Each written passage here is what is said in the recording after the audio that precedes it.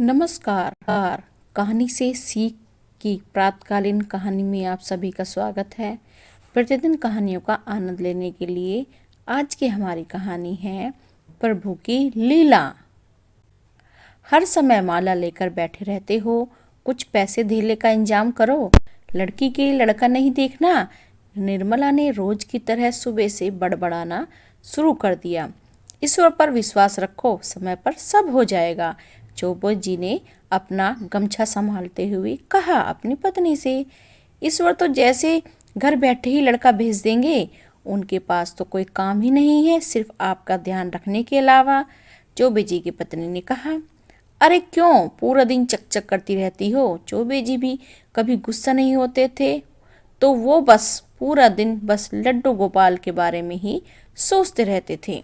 जयपुर वाली मौसी बता रही थी कि उनकी रिश्तेदारी में एक लड़का है। अब देख कर तो जब आओगे, जब जेब में 1,000-2,000 रुपये होंगे, जो 2-4 हज़ार रुपये बचते हैं उन्हें अपने दोस्तों को उधार दे देते हो। आज तक लौटाने तो कोई नहीं आया है हमारे घर पर। आज तक किसी ने चीज की कोई कमी हुई है, आगे भी नहीं होने दूंगा। ईश्वरी पर कृपा रही तो तुम तो मुझे भजन करने नहीं दोगी। भजन ही करना था तो शादी क्यों की थी। अब वो बैठे बिठाई तुम्हारी लड़की की शादी तो कराएंगे नहीं। हाँ बस रहने दो भाग्यवान। अब लो थैला पकड़ो और जाओ सब्जी ले आओ। और हाँ, जिस लड़के के बारे में मैंने बात की थी उसके बारे में जरा सोच जरूर। परसों जाना है तुम्हें। अब थोड़े बहुत पैसे के लिए एफडी तो तुड़वाएंगे नहीं। जो यार दोस्तों के तुमने उधार दे रखे हैं जरा उनसे ही मांग लाना। थैला लेकर निकले तो लेकिन विचार यही मन में आया कि पैसों का इंतजाम कैसे होगा। सब्जी लेने से पहले जरा अपने दोस्तों से अपने पैसों की बात कर लेता हूँ। जिस शुरू में काम करता है वो भी पास ही है।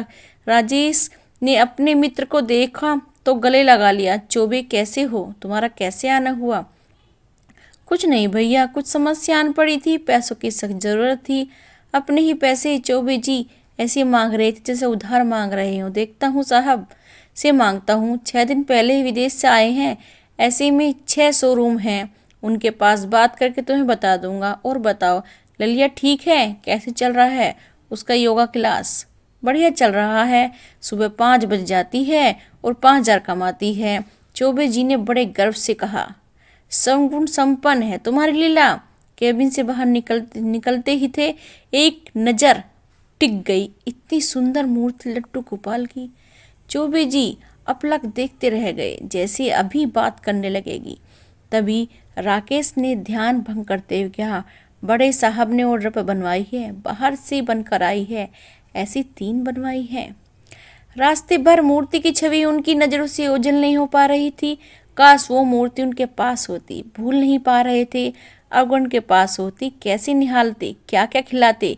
घर कब आया पता नहीं चला, लेकिन घर के सामने इतनी भीड़ क्यों। गाड़ी तो काफी महंगी लग रही है।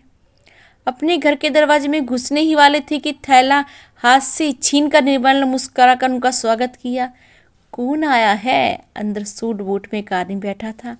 चौबे जी को देखते ही वो हाथ जोड़कर खड़ा हो गया। राधे राधे चौबे जी। चौबे जी ने कहा, राधे राधे। बैठिए, क्षमा कीजिए मैंने आपको पहचाना नहीं। अरे आप कैसे पहचानेंगे, हम पहली बार मिल रहे हैं। उसने बड़ी शालीनता से साथ जवाब दिया। जी कहिए, मैं आपकी क्या सेवा कर सकता हूँ। दरअसल मैं आपसे कुछ मांगने आया हूँ। सीधा सीधा बताइए। चौबे जी सोच में पड़ गए, जाने क्या मांग ले। इतने बड़े आदमी को मुझसे क्या काम चाहिए।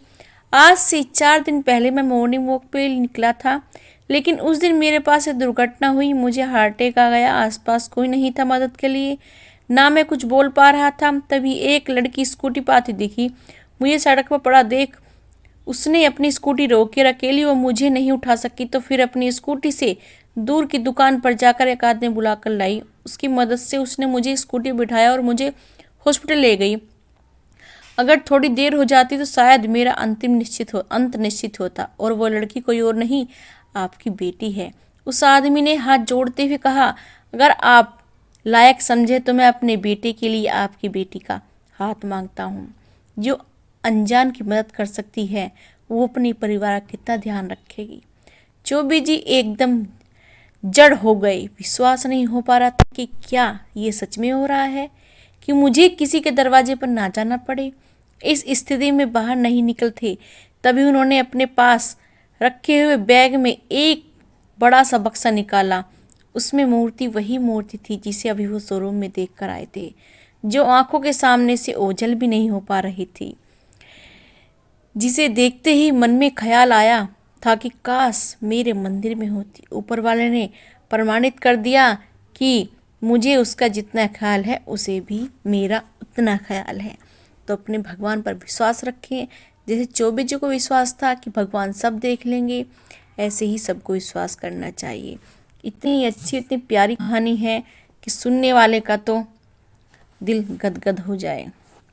आप सभी को मेरा नमस्कार। लेकिन सदा ऊपर वाला विश्वास रखिए और उसका कहा कभी टलता नहीं है, नहीं खाली जाता है।